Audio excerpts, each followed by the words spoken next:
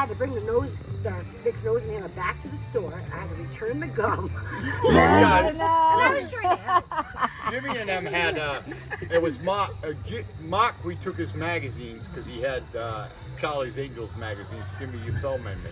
Charlie's Angels. He said Charlie's Angels magazines. And Well, even though I was just a young, may or may dumb not little be. guy, Sarah I Lynn. thought they were beautiful. You stole Mark's. I stole his magazines. You should at least stole his He penthouse. told us that we had to give him a massage, like for like 2 years. We had to like give him a back, rub his shoulders or whatever.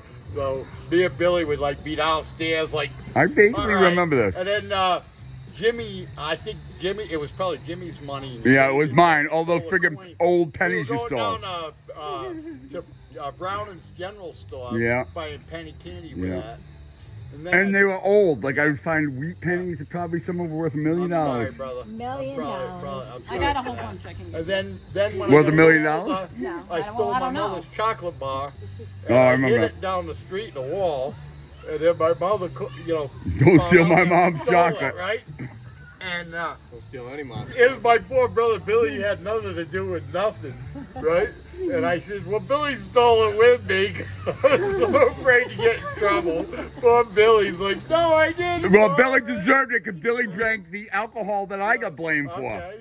So, and I got in big trouble for it. And then, Big trouble. Then the final straw for stealing for me was I stole $10 I'm out gonna of tell my a good mom's story, but I purse. don't think I want it on. And she takes me. You'll like this story, James. She takes me and she gets me in the car and she drives me to the Rhode Island State Police Barracks. And this big black cop comes out and he opens the door and he's like, John, get out of the car. So here I am, I'm only like 10, 11 years old. I get out of the car and he's got my hands on the hood and handcuffs me behind the back. And he brings me in the police barracks, and in the police barracks there's this bar on the wall, and he takes the handcuff off one hand, he cuffs me to the wall, and I'm in there, I seem like 3 hours. Like I'm sitting on the floor, standing, I'm scared to death, right? I'm like, and then he comes in, he comes back out, uncuffs it, handcuffs me again, brings me into his office, this big desk, and he's just me and him sitting there, and he says, you know what reform school is, boy? And I'm like, no. And he like told me all about reform school and how the older kids will eat a kid like me for lunch in there, and if I ever steal again, that's where I'm going.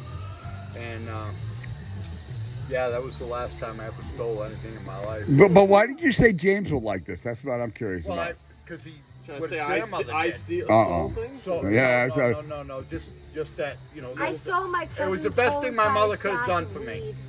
Oh, Wow, but this when I is, was older, right? Wait. Well, this is on You video. better you know. be careful.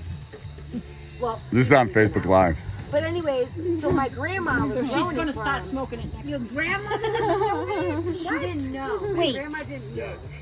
What? She didn't know she was growing weed? She didn't know what it was. So my cousin Tommy planted a bunch of weed. My Probably grandma growing was a something else really too, good gardener. Right. She would grow anything.